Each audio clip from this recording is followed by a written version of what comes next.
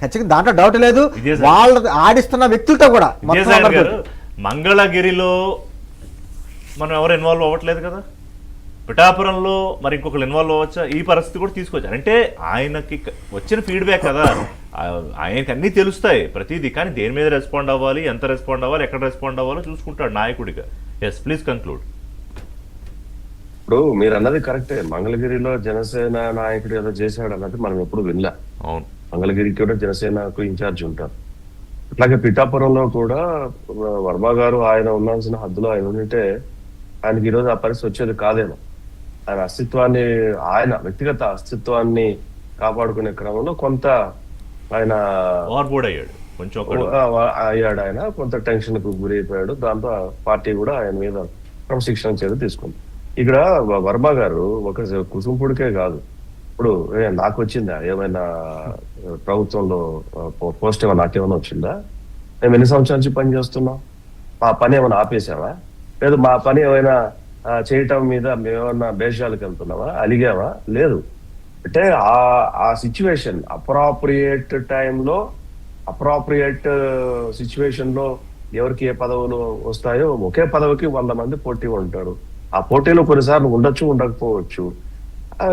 Age factor ఇవన్నీ తీసుకున్నప్పుడు కొంత ఓపిక్ గా ఉండడం అన్నది క్యాడర్ కూడా అవసరం. ఇక్కడ ఇంకొక మాట అంటే విద్యాసాగర్ గారు, ఇప్పుడు మీరైనా కుసుంపూడి గారు రాజకీయాన్ని కమిటెడ్ గా తీసుకున్న వాళ్ళ పరిస్థితి వేరు, రాజకీయాన్ని ఫ్యాన్సీగా తీసుకుంటారు చూసారు కొంతమంది, వాళ్ళ వల్ల కూడా చాలా ఇబ్బందులు వస్తాయి. సమస్య వాళ్ళ వల్ల కాదు, వాళ్ళ వల్లే ఇబ్బందులు. ఎందుకంటే ఓవర్ నైట్ వాళ్ళు హీరోలుగా అయిపోవాలా, ఓవర్ నైట్ వాళ్ళు పార్టీలోకి వచ్చేస్తే వాళ్ళ ఫేస్ వాల్యూ చూసో, నా డబ్బుని చూసో, లేకపోతే కులాన్ని చూసో, ఇంకోటి చూసో మేము పదవులకు అర్హులు అని చెప్పేసి చాలా మంది తెగ ఫీల్ అయిపోతూ ఉంటారు. అది రాజకీయాల్లో వర్కౌట్ అవ్వదు. అది రాజకీయాల్లో ఎప్పుడో ఒక సూత్రం ఉంటది, working working working, waiting waiting waiting, ఈ 2 ఉంటది. దాని తర్వాత నీకు పదవి వస్తుంది. వర్కింగ్ అంటే ఎంతకాలం అంటే దానికి ఏమి ఎండ్ లేదు. అందుకనే 3 సార్లు చెప్పా వర్కింగ్ అని. వెయిటింగ్ వెయిటింగ్ వెయిటింగ్ 3 సార్లు చెప్పా. ఎంతకాలం వెయిటింగ్ ఎవరికే తెలియదు. సో ఓవర్ నైట్ హీరోలు అయిపోవాలా, ఓవర్ నైట్ మేము పదవులు వచ్చేయాలా, మా కులానికి ఇది చేయలేదు, ఆ కులానికి చేయలేదు, ఆ కులంలో వాడికి ఇచ్చాడు, ఈ కులం వాడికి, ఇవన్నీ మాట్లాడుకోవడానికి, వ్యక్తిగతంగా కూర్చోవడానికి నా కాంట్రిబ్యూషన్ చాలా గొప్పది. అదే నా కాంట్రిబ్యూషన్ చాలా గొప్పది, నా కాంట్రిబ్యూషన్ లేకపోతే అట్లా ఏది, ఆ టైంలో ఇట్లా చేశాను, ఈ టైంలో ఇట్లా చేశాను, ఇవన్నీ మాట్లాడుకోవడానికి బాగుంటాయి. కానీ కొన్ని సందర్భాల్లో నిజంగా కూడా అన్యాయం జరగచ్చు, నిజంగా కూడా అన్యాయం జరగచ్చు.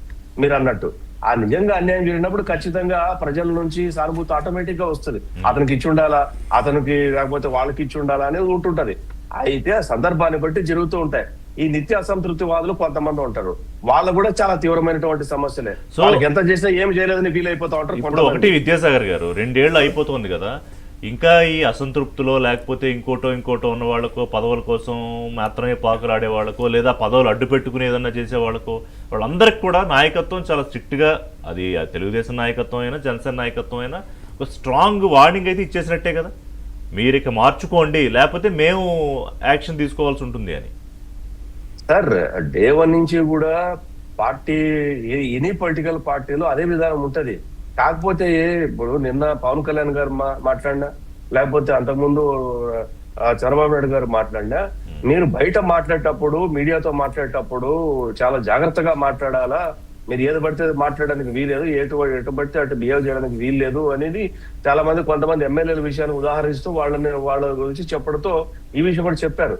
నేనేమంటానంటే సమస్యలు పార్టీకి, సమస్యలు కార్యకర్తల నుంచి రాకుండా ఉండాలా, అది అది ఎవరైనా ఏ నాయకుడైనా కోరుకునేది అదే. లేకపోతే ఇంకొక నాయకుడి నుంచి రావాలంటే ఎవడో మనవాడి వెళ్ళి తలుపు తీయాలని నేనేమంటానంటే ఆ సమస్యలు పార్టీకి పెట్టద్దండి. మీరు మా సమస్యలు తలకాయ నొప్పులు ఉంటాయి, రాష్ట్ర ప్రజల గురించి ఆలోచించాలా, రాష్ట్రం యొక్క భవిష్యత్తు గురించి ఆలోచించాలా, రాష్ట్రం అభివృద్ధిలో ఉండాలా, అంటే రాక్షసుడు పరిపాలన మళ్ళా రాకూడదు ఉండాలి అంటే మేమేం బానే ఉంటాము, వాటి గురించి ఆలోచించేదే ప్రయారిటీ.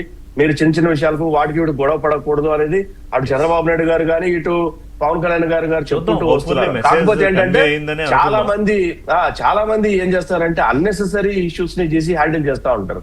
అన్నెసరీ ఇష్యూస్ మనకు అనవసరమైన విషయాలు మనం చేసి గెలకూడదు. అది ఎవడైనా సరే మనకు అవసరమైన విషయాలు మాత్రం గెలుపుకుంటే బాగుంటుంది. అది కూడా అంతర్గతంగా గెలుపుకుంటేనే బాగుంటుంది తప్ప బహిరంగంగా గెలిపి పార్టీలకు చెడ్డ పేరు తీసుకొచ్చే పనులు చేయడం కాదు.